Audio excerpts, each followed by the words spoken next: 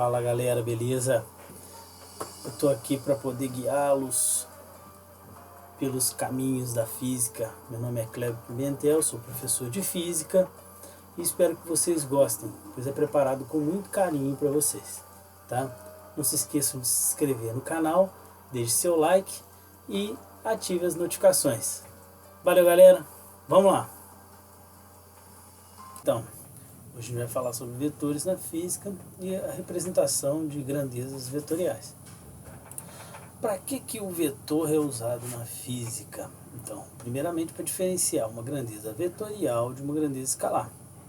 Por exemplo, temperatura e tempo são grandezas escalares, porque não precisam de direção e sentido para poder fazer sentido. Por exemplo, se eu falo que hoje está fazendo 20 graus Celsius, eu não preciso falar para que lado que está fazendo 20 graus Celsius. E nem quando eu te informo as horas, eu não preciso falar para que lado são 5 para meio-dia. Já quando eu pego uma estrada e eu tenho uma moto, eu posso falar que a moto está no sentido de vir ou de voltar. Então está descendo o morro ou subindo o morro. Como a força também é uma grandeza vetorial, e para que lado faz sentido.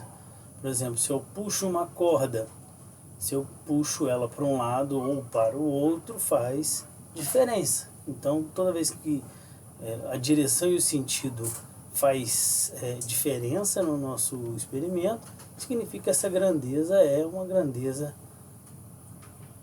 vetorial. Tá? Então, grandeza vetorial e grandeza escalar.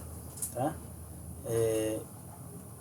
A pergunta para que lado só faz sentido em uma grandeza escalar, em uma grandeza vetorial e não em uma grandeza escalar. Tá? Beleza? Tranquilo até aí? Muito bom. Tá. Agora a gente vai fazer uma soma, ou como você faz para desenhar um vetor soma. Como que é isso? Vamos lá.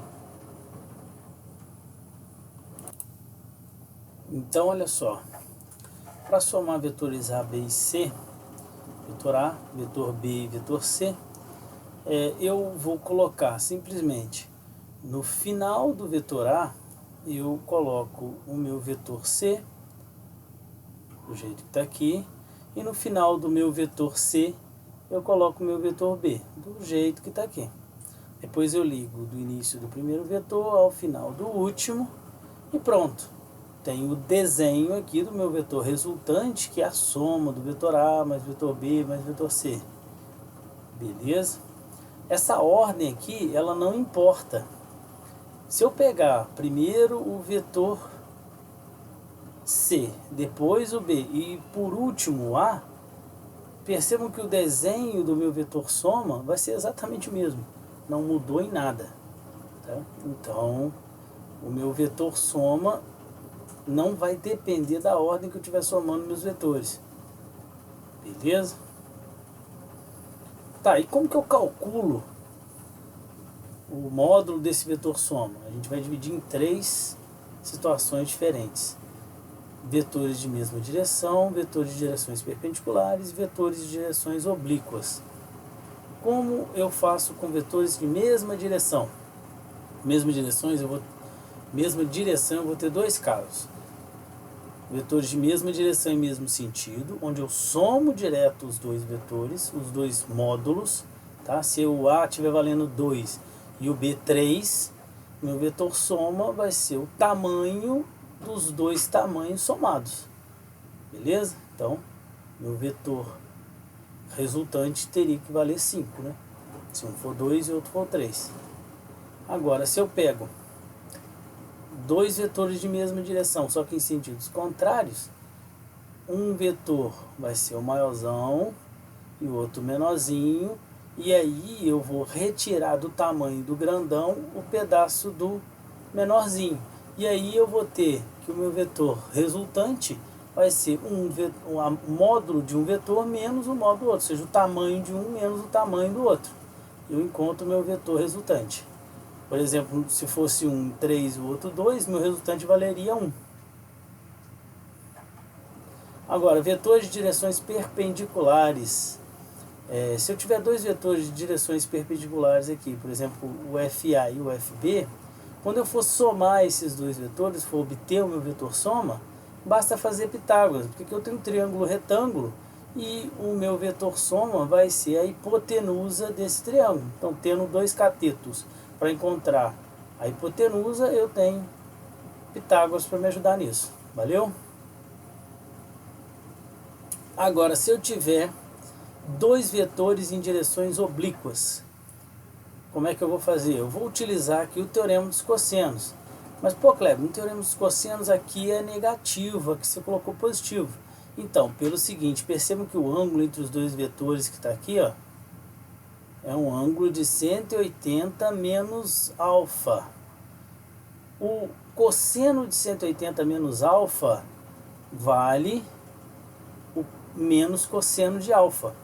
Então, na hora que eu substituir aqui direto o cosseno de alfa, basta substituir aqui, em vez de negativo, colocar positivo. E aí a lei dos cossenos fica adequada à nossa soma de vetores em direções oblíquas. Beleza? Outro estudo muito importante é o estudo da decomposição dos vetores. Tá? Seria, por exemplo, no lançamento oblíquo, quando eu pego a velocidade e preciso decompor essa velocidade em duas direções, por exemplo, na direção horizontal e direção vertical. Tá? A decomposição do vetor velocidade na direção horizontal seria o meu V0x. A decomposição do meu vetor velocidade na direção y seria o meu V0y aqui. E à medida que a velocidade vai mudando, eu tenho as decomposições mudando junto. Bacana?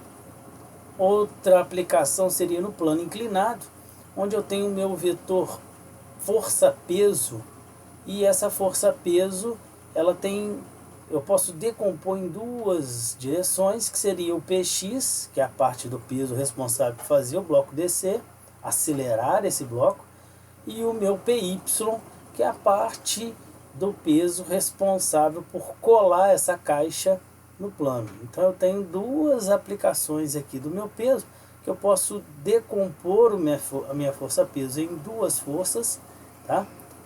Fazendo com que eu entenda melhor o papel dessa força-peso no meu experimento ali. Como que eu faço isso? Vamos lá. Então eu tenho aqui meu vetor U, como um exemplo aqui, e eu vou decompor esse vetor U nesse plano cartesiano na direção y e na direção x. Vamos lá.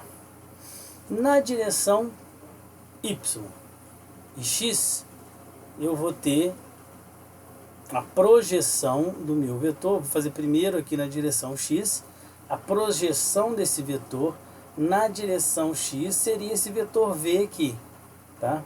Seria esse tamanho, ó. Eu peguei aqui, ó, tem essa reta aqui que é paralela ao eixo y aqui, e ele limita aqui o meu vetor x. Então eu vou ter de 0 até esse ponto aqui o tamanho do meu vetor x, que seria o meu vetor v aqui,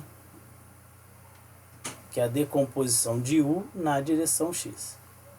O meu vetor w é a decomposição de u na direção y.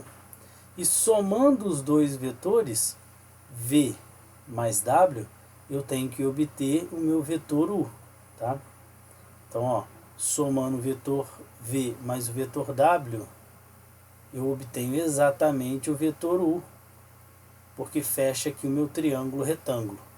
Bacana? E como que eu encontro o valor de v e o valor de w em função de u e de alfa? Aqui é cateto oposto sobre hipotenusa. Cateto oposto sobre hipotenusa é o seno. Então, meu vetor w vai ser u vezes seno de alfa. E cateto adjacente sobre hipotenusa é o cosseno.